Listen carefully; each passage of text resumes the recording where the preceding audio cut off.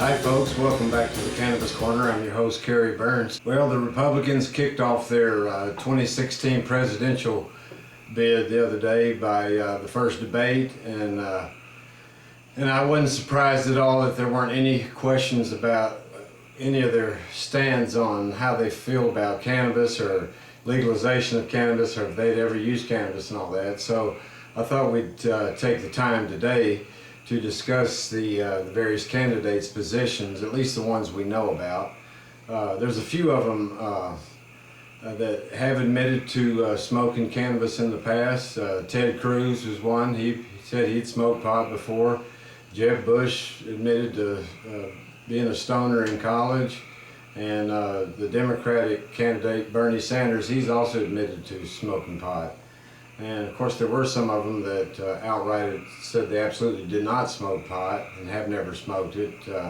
Scott Walker, the Wisconsin governor, he was one of those. Rick Perry, Chris Christie, the governor from New Jersey, and of course Hillary Clinton admits to never having smoked pot.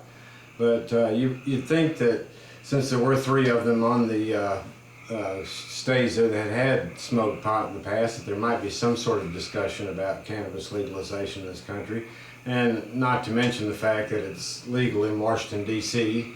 For small amounts, and also, of course, in 4 or 5 other states, and over 25 states for medical marijuana in the United States. You'd have thought that this would at least come up for discussion in some way or the other, but it didn't. And also, we're going to kind of go through what some of the candidates there. Now you take Jeb Bush, he admitted to smoking pot at Andover there in college, but he is totally against legalization of not only medical marijuana but also for recreational marijuana. And in fact, a bill came up in the Florida legislature after he was governor, and he went out in support he tried to gather support to vote that down.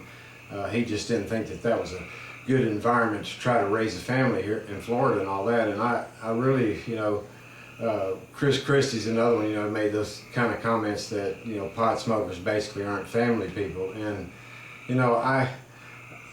I really am appalled by this, because not only am I a father of 4 beautiful children, very successful, but I'm a family man. I've got lots of brothers and sisters and cousins and a very extended family, and it's probably the most important thing to me in my entire life is my family, particularly my children. And I know a lot of people like myself that have smoked cannabis all of our adult lives, and we have been family people from the get-go, and we've never seen one time have we seen the cannabis affect our family life, or in any way alter the path or course that our family was on or that came about.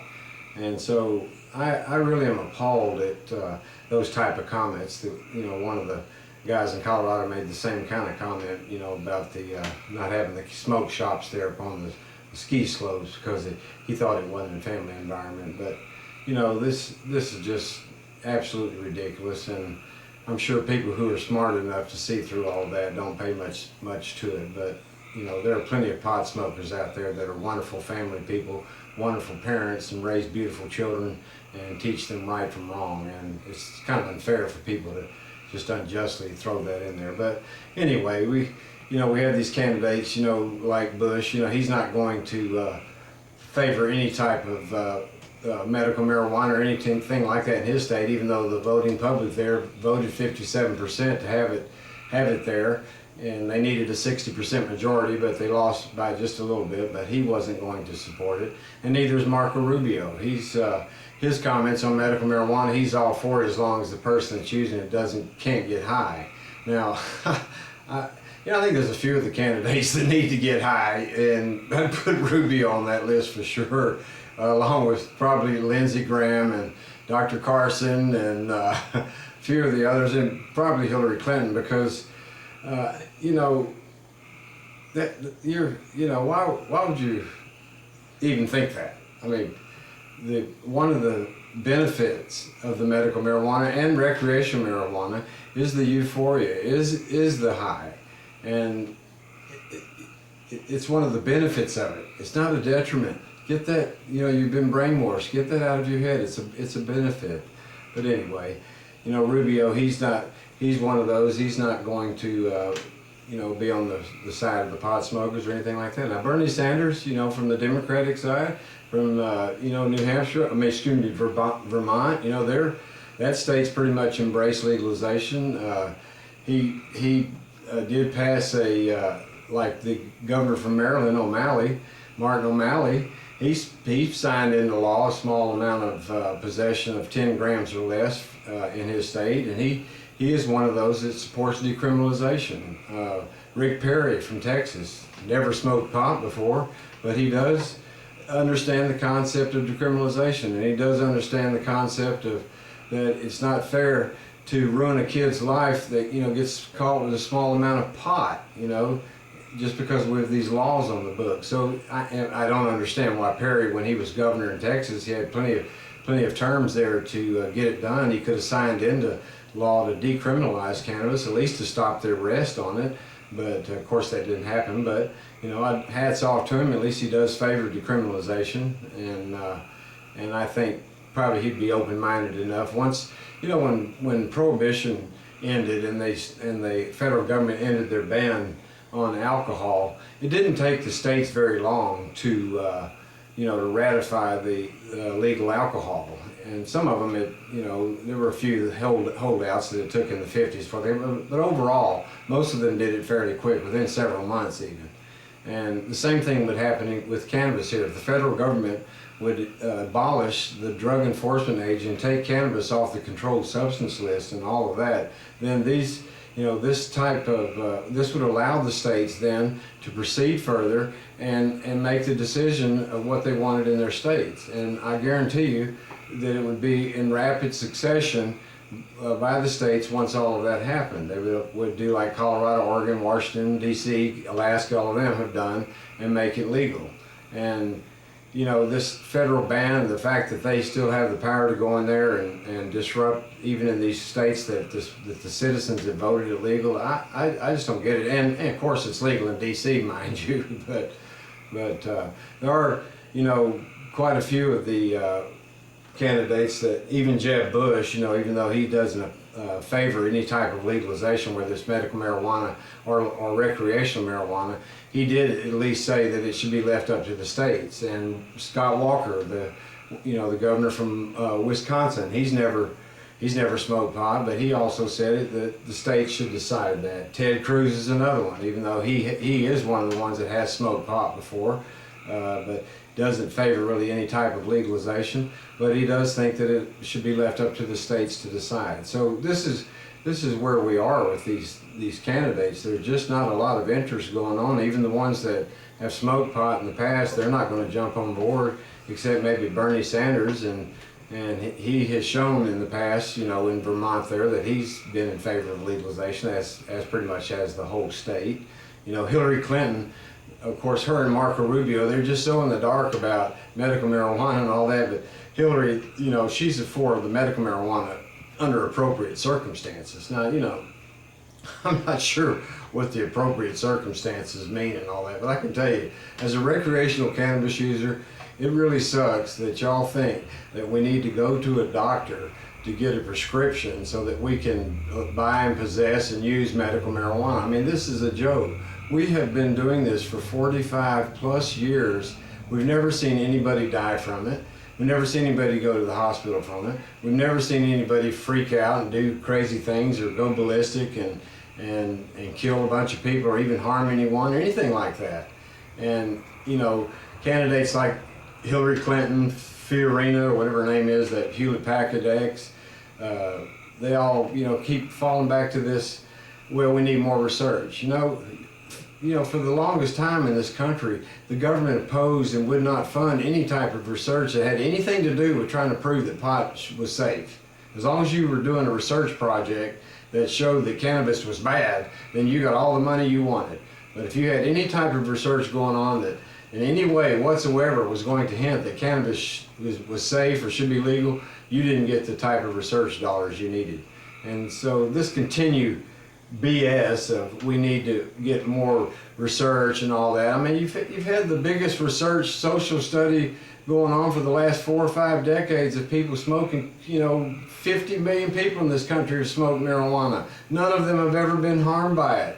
What kind of research do you need to do? What are y'all after? You've got alcohol, cigarettes, prescription drugs flowing out there like it's raindrops falling from the sky and killing thousands upon thousands of people, and y'all are concerned about having more research about cannabis. It's absolutely ridiculous. I mean, I just don't know, what's going on. I really hope that some of these candidates will smoke some cannabis. I mean, there's some, like Mike Huckabee and the Pennsylvania guy.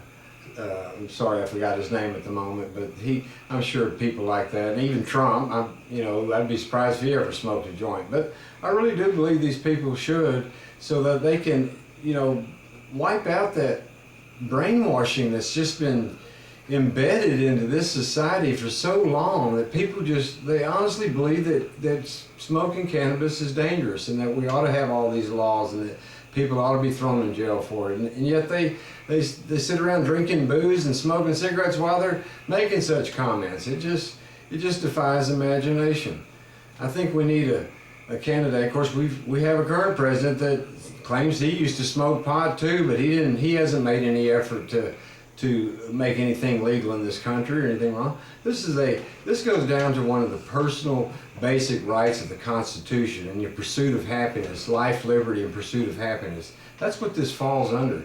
There should never be a law ever allowed to be put on the books that governs or judges a person's personal life, particularly when they are using that substance, that herb, that beneficial herb that grows out there in the wild that was given to us from God.